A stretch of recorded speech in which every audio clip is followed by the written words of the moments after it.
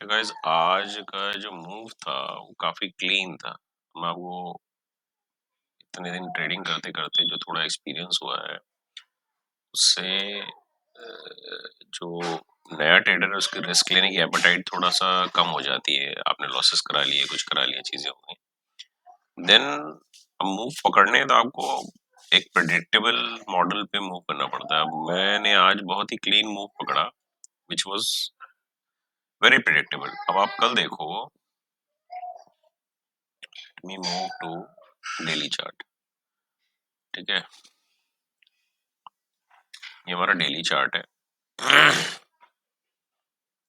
Daily chart में clear indication यहीं पे मिल गया था हमें आपका 18 अगस्त को। 18 क्या, आप 19 को मानो, 21 को मानो, 21 को ये एक कैंडल ऊपर गई, पहले नीचे आई, फिर एक रेड बनाया, फिर नीचे आई, लग रहा था नीचे ट्रेंड कंटिन्यू होगा, बट फिर उसने ऊपर का बना दिया। अब ये जैसे ही ये कैंडल मिली बनी तो आपको ट्रिगर मिल गया कि भाई मार्केट ने ऊपर का ट्रेंड पकड़ लिया है।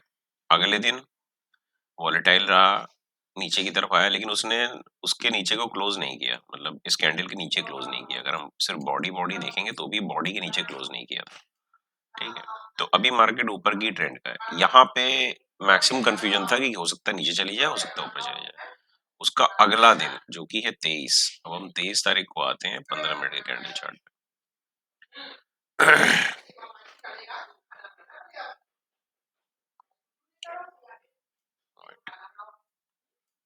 अब आप 23 तारीख की स्टडी करिए।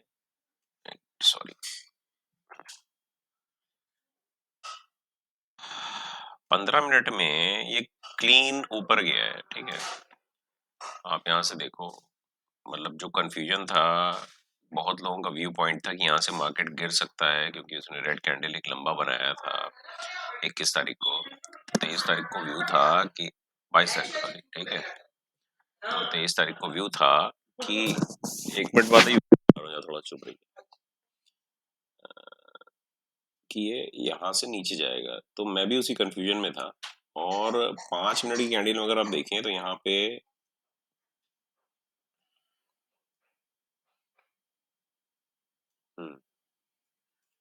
5 मिनट की कैंडल में ये कंफ्यूजन रहा तगड़ा।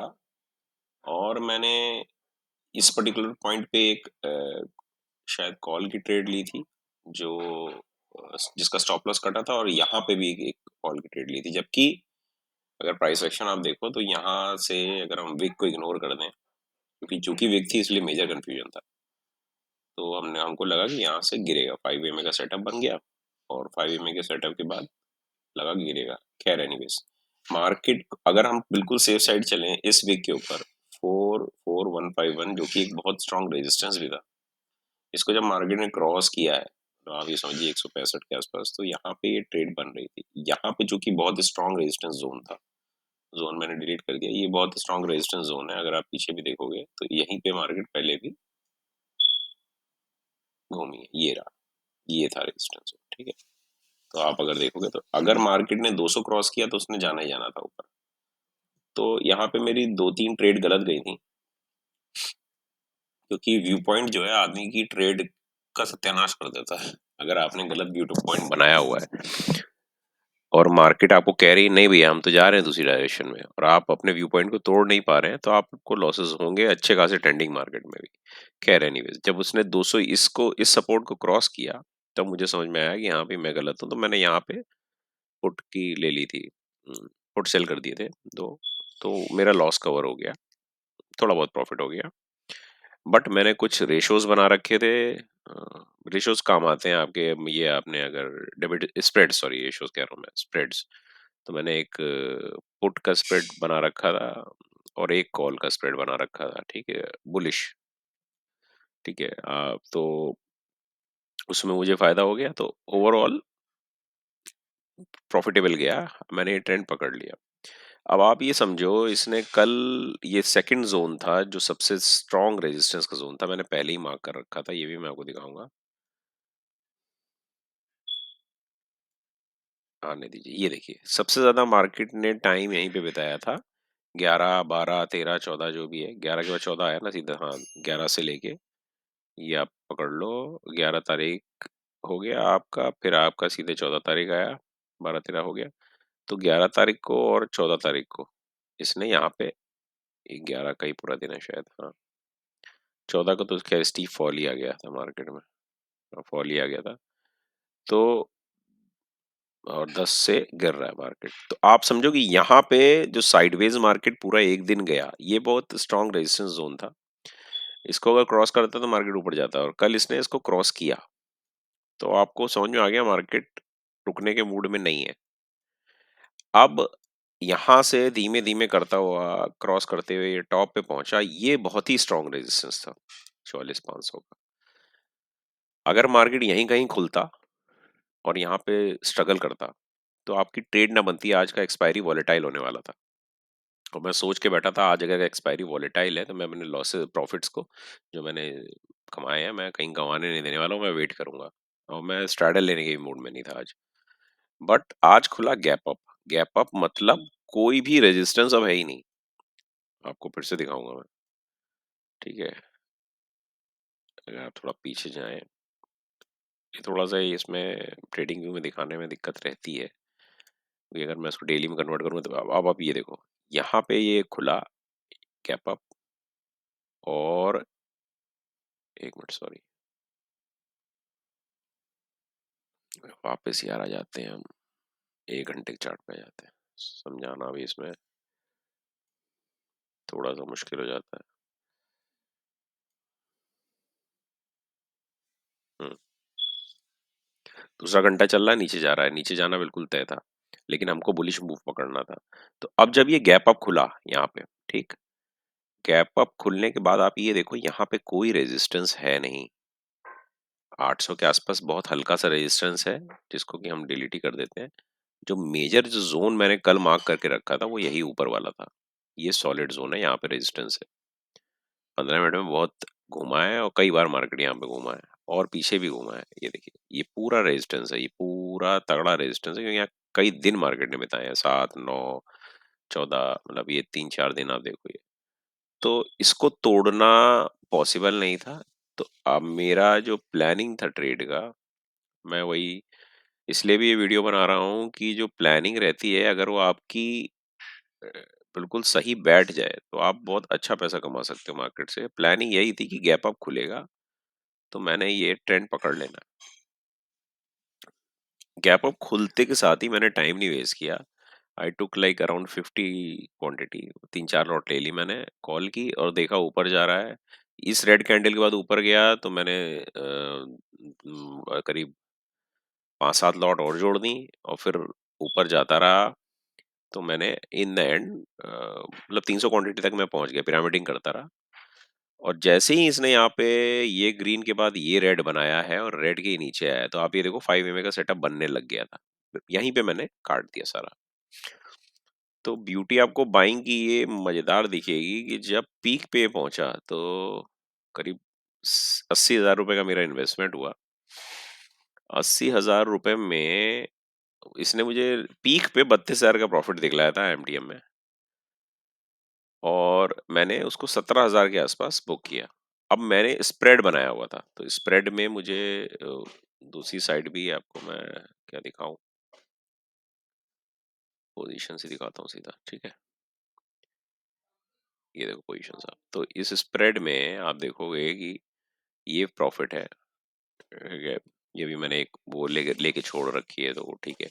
और ये लॉस है क्योंकि स्प्रेड था इसलिए कटा, और मैंने जो बुक किया वो 17,000 के आसपास का प्रॉफिट बुक किया। ये तो हुआ एक अकाउंट में। एक स्प्रेड मैंने बनाया हुआ था दूसरे अकाउंट में 10 लॉट से सेम इसी टाइप का। वो वो मैं आपको दिखाना चाह रहा हूँ, ये स्प्रेड था, वो इस टाइप का स्प्रेड था। अब इसको बोलते क्या है, मुझे नाम इसका याद ही नहीं था। इसको बोलते हैं कुछ अजीब सा नाम है इसका, लेकिन ये बड़ा काम का स्प्रेड है। इसमें ना आप डेली बेसिस पे अगर चार्ट को देख रहे हो तो लॉसेस बहुत मिनिमाइज रहते हैं इसमें। इसमें सिंपल हम करते क्या है कि बाइंग को हेज करने के लिए सेलिंग पोजीशंस ले लेते हैं, ठीक है। मैं एकदम क्लियर आपको बना के दिखाता हूँ। ये बड़ा बढ़िया स्प्रेड रहता है, और अगर आपको ज़्यादा ड्रॉ डाउन नहीं देखना है तो ये आपके लिए बड़ा काम का रहता है। जैसे 24 का ही है, मान लीजिए मैं ये बाई लेता हूँ और 2 क्वांटिटी यहाँ पे सेल कर देता हूँ इसकी, ठीक है। अभी इस तरह की पोजीशन आपकी बन रही है यहाँ पे, और अगर मैं बाइंग की 2 ले लेता हूँ और एक क्वांटिटी, 1 मिनट सॉरी, एक गलत जा रहा हूँ मैं।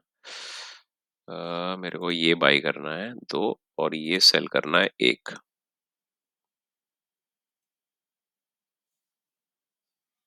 हाँ, ये बनेगा स्प्रेड। अब आप ये देखो, इस स्प्रेड में जब तक आप एक्सपायरी नहीं देख रहे हो, आप सिर्फ ये देख रहे हो कि ब्लू लाइन को देख रहे हो। सिंपल स्प्रेड है, कोई बहुत ज़्यादा इसमें कलाकारी नहीं है, लेकिन लॉस आपका मिनिमाइज़ हो जाता है इसके अंदर, ठीक है? तो ये स्प्रेड में आपका मैक्सिमम लॉस कितना है एक लॉट पे? ₹1700 का, ठीक? ये आपका मैक्सिमम लॉस यहाँ पे आएगा एक्सपायरी के दिन, ये होने वाला नहीं है। आप इसमें प्रॉफिट में ही रहोगे, ठीक? लेकिन अगर मार्केट ऊपर जाता है, तो आपको प्रॉफिट होगा अनलिमिटेड। मतलब अगर भाग रहा है, जैसे अभी भागा वैसे भागेगा तो, ठीक? आपको एक्सपायरी तक वेट नहीं करना। आपको अगली एक्सपायरी का मैं दिखा देता हूँ। 31st में चले जाते हैं, हम इसको क्लियर कर देते हैं। अगली एक्सपायरी में हम क्या करते हैं, ये बाय कर लेते हैं। हमारा व्यू है कि मार्केट ऊपर जाएगा और इसको सेल कर देते हैं।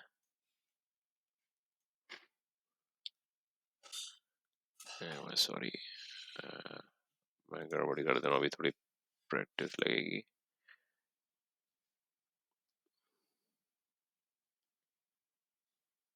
बाई आपने करना है एक लॉट और उसके आधे का सेल करना है, 280 है। चलो 119 सेल कर देते हैं हम, 2 लॉट।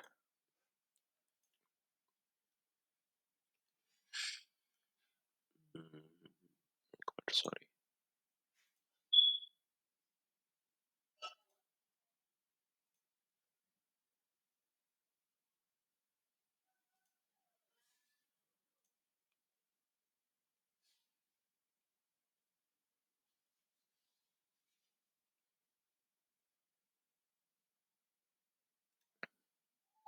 हाँ, ठीक है, थोड़ा-सा मैं कन्फ्यूज़ हो गया था। तो ये इस तरीके का ये स्प्रेड बनता है। अब इसको नाम आपको जो देना है दे दो। नाम इसका नॉर्मली होगी कॉल रेशियो बैक स्प्रेड, ठीक है? इन लोगों ने तो यही दे रखा है, सेंसिबल वालों ने। ख़ैर इस स्प्रेड में ख़ासियत ये है कि अगर आप बहुत मतलब एक्सपायरी तक नहीं बैठ रहे हो, आपको ट्रेंडिंग मूव पकड़ना है, तो आप इसमें लॉस अपना मिनिमाइज़ कर सकते हो। अब लॉस आप कैसे मिनिमाइज़ कर सकते हो? जैसे सपोज़ करो आपने 2 लॉट सिर्फ बाई करी हैं, तो आपका ये ₹8000 के आस-पास लॉस है, ₹9000 के आस-पास लॉस है, ठीक? लेकिन अगर आपने इसको थोड़ा-सा बाइंग को हेज कर लिया 1 लॉट से, तो आपका लॉस मिनिमाइज़ हो गया इसमें। लॉस अगर हमको उतना ही लेना है कि हाँ भई हम इतना ही लॉस लेंगे। सपोज़ करिए आज आप एक मतलब ये तो ख़ैर अगली एक्सपायरी के लिए मिनिमम है, आपको इतना करना ही पड़ेगा कि हाँ भई बाइंग में तो ये है ना कि 100% लॉस होता है, कि यार मैं इतना नहीं लेना चाहता, मैं 3000 का लॉस लेना चाहता हूँ। तो हमने इसको हेज कर लिया। म 5000 का लॉस है, ठीक है। अब इससे ज़्यादा इसमें पॉसिबल नहीं है क्योंकि हमारे पास वो नहीं है। अगर आपको और थोड़ा-सा बढ़िया बनाना है इसको तो आपको एक रेंज ले, जैसे 45,000 तक आपको लगता है मार्केट गया था तो 45,000 तक दोबारा जा सकता है। तो हम इसको 2 कर लेते हैं, ठीक है। और सेलिंग पोज़ीशन को हम यहाँ कहीं कर लेते हैं,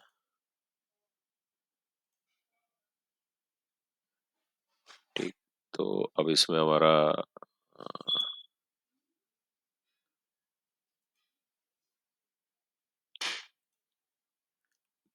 ये ऐसे हेजिंग होगी। ख़ैर वो मुझे लगता है कि एटीएम पे ज़्यादा बेटर रहेगा ये। नहीं, नहीं, नहीं, नहीं, ये अब सही बन गई पोज़ीशन। सही इसलिए बन गई है क्योंकि जो इसमें मैक्सिमम लॉस दिखला रहा है वो आपको एक्चुअल में लॉस नहीं है। लॉस आपका होगा मैक्सिमम ₹1800 के आस-पास, ठीक है, एक्सपायरी डेट पे। और उससे पहले अगर मार्केट गिर गई जैसे अभी गिर रही है, तो 11-1200 का लॉस होगा। तो आप ब्लू लाइन देखो, इसमें आप इसको नहीं देखो क्योंकि आप एज़ अ बायर इसको बना रहे हो। एज़ अ बायर में हम एक्सपायरी तक वेट नहीं करेंगे, हम मूवमेंट को कैप्चर कर रहे हैं। तो इसमें मज़ा यही है कि अगर आपने इस तरह का बना लिया है, तो आपको ड्रॉडाउन ज़्यादा नहीं देखने को मिलेगा, ठीक है? और प्रॉफ़िट होंगे, तो आपको ठीक-ठाक इसमें प्रॉफ़िट हो जाएँगे। तो आपका जो लॉस है, वो आप मान के चलो कि अगर मैं इसको नेकेड रखता हूँ, तो नेकेड में आपका लॉस 4,300 का फिक्स है, 8,300 का फिक्स है, पर अगर मैंने सेलिंग से इसको हेज कर लिया, तो मेरा मैक्सिमम लॉस इधर ब्लू लाइन की तरफ देखिए, अगर मार्केट 300-400 पॉइंट गिर भी गई, तब भी ₹1000 से ज़्यादा नहीं जाएगा। तो ये एक स्प्रेड है जो बहुत बढ़िया स्प्रेड है, और इसी से मैंने आज ठीक-ठाक कमाई करी। मैं आपको 1 मिनट दिखलाता हूँ। ये वाला है, अगर मैं इसको क्लियर पोज़ीशंस कर देता हूँ, चलिए 1 मिनट और मैं इसमें चला जाता हूँ। ये सेम स्प्रेड था, मैंने 4500 की, 1 मिनट मैं इसको मॉडिफ़ाई करूँगा तभी पता चल पाएगा, अब तो ये कट गया ना सौदा। सेल करी थी और 4600 की 2 लॉट बाई करी थी, ठीक है? तो सेल मैंने ये करी और बाय मैंने इतने में करी 1 लॉट, जिसमें मैंने बाद में क्वांटिटी बढ़ा दी थी। क्वांटिटी पहले शुरू में 1 ली थी, बाद में मैंने बढ़ा दी थी क्वांटिटी, क्योंकि व्यू मुझे क्लियर था कि हाँ भाई, आपका जाएगा ही जाएगा, ठीक। अब ये हो गया और यहाँ बाई मैंने कर लिया था 2 लॉट, मॉडिफाई करूँगा तो दिखाई देगा आपको। इसकी क्वांटिटी देखो आप, डबल है, तो ये मैंने बाय कर ली थी। अब इसमें मुझे सीधा 18 का फ़ायदा हुआ, तो इसीलिए मैंने इसको रखा। ठीक है, इस पे एक डिटेल्ड वीडियो मैं बाद में बना सकता हूँ, बट पॉइंट इज़ कि अगर मार्केट आपको क्लीन मूव दे रहा है, क्लीन मूव ऊपर की तरफ दे रहा है, और आपको ये चीज़ पता है और आपका एनालिसिस और प्लान सही है, तो आप इसमें कमाई सीधी कर सकते हो। यहाँ पे मैंने आज बगैर डरे लिया, आज पहली बार ऐसा हुआ कि मैंने बगैर डरे थोड़ा 300-400 की क्वांटिटी ले ली और अच्छा प्रॉफ़िट हो गया। अब आप देखो, रिवर्सल भी मार्केट ने बहुत तेज़ी से मारा है, बट उसके बाद मैंने कोई ट्रेड नहीं ली। क्योंकि देखिए, नए ट्रेडर के लिए सबसे मुश्किल चीज़ जो है ना, वो है कॉन्फिडेंस को डेवलप करना और साइकोलॉजी को इंटैक्ट रखना, वो बड़ा ज़रूरी है। मेरी वीडियोज़ बड़ी नाइव किस्म की हैं, लेकिन नए ट्रेडर्स के पक्का काम आएँगी, क्योंकि जो नया ट्रेडर है वही ये सब गलतियाँ करता है, ये सब चीज़ें नहीं पकड़ पाता। और आप अगर ये सब चीज़ें पकड़ना शुरू कर दोगे, तो आपसे गलतियाँ नहीं होंगी। अब ये एक ऐसा मूव था जिसमें मैंने स्टॉप लॉस नहीं लगाया, मैं ले गया क्योंकि मैं फुल कॉन्फिडेंस था। पूरे कॉन्फिडेंस के साथ, ये समझ लीजिए 100% कॉन्फिडेंस के साथ मैंने आज ये पहली ट्रेड ली है जिसमें मैं अच्छा खासा मूवमेंट कवर कर पाया हूँ 2 अकाउंट्स में। तो बस यही है, यही मैं शेयर करना चाहता था। बाकी मैं इस तरह की और भी छोटे-छोटे बारीक पॉइंट शेयर करता रहूँगा, जो शायद बड़े ट्रेडर नहीं कर पाएँगे, क्योंकि वो वो उस लेवल पे हैं जिस लेवल पे आप पहुँचना चाहते हैं, और मैं उस लेवल पे हूँ जहाँ पे आप सब शायद होंगे, या मुझसे थोड़े से नीचे के लेवल पे होंगे। तो मेरी वीडियोज़ आपको शायद हेल्प करेंगी उस पर्टिकुलर पॉइंट पे। तो सब्सक्राइब आप करना चाहो तो कर सकते हो, लाइक आपकी मर्ज़ी है। ठीक है?